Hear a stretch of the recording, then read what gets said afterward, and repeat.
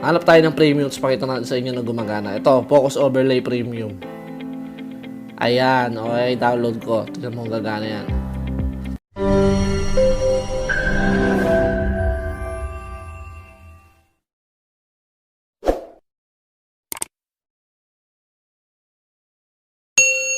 Hello guys! Welcome sa another video. So, sa video ito, ituturo ko sa inyo kung paano mag-download ng Kinemaster. Mod version to, pero naka-premium unlock at pwede nyo gamitin lahat ng effects at font styles nito. At higit sa lahat, wala tong watermark guys, no? So, kung gusto nyo malaman kung paano i-download guys, wala na pa tumpik-tumpik pa, just keep watching and let's go. So, una nyo gagawin is pumunta kayo sa description kasi dyan ko ilalagay yung link.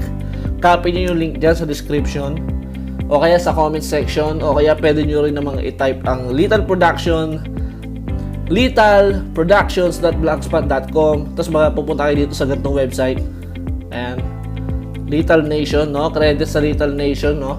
So, search nyo siya sa YouTube channel at subscribe kayo sa kanya kasi siya may-ari nito, no? Tinuturo ko lang sa inyo kung paano ma-download to. So guys, Kinemaster 4.13.2 2020 mod download now. So bagong labas lang to, no? April 20, 2020 to nilabas. So ayan ang mga features niya, no? Added, combine, etc, no? Basahin nyo lang or direct download nyo na lang. Tapos tignan nyo na lang kung talagang legit. Papakita ko na sa inyo kung legit to. So ayan, baba natin siya. Tapos yan, makita nyo dito yung download button na yan. Click nyo lang siya.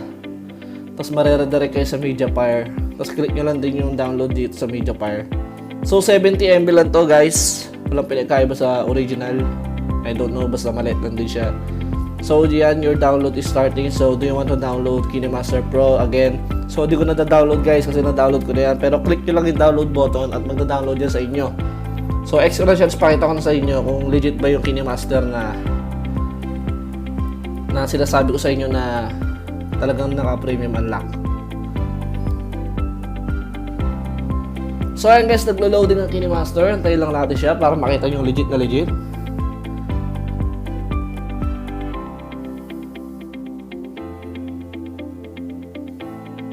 Ang tagal ng loading.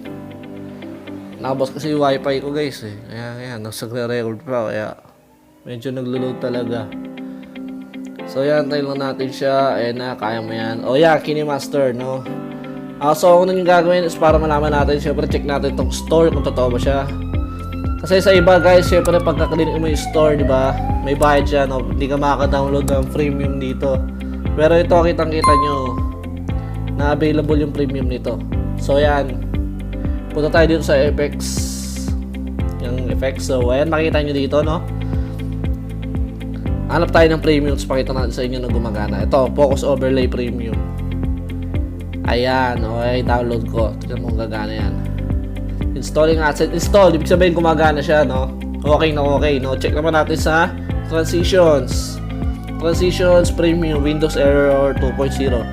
So yeah, click mo lang yung download.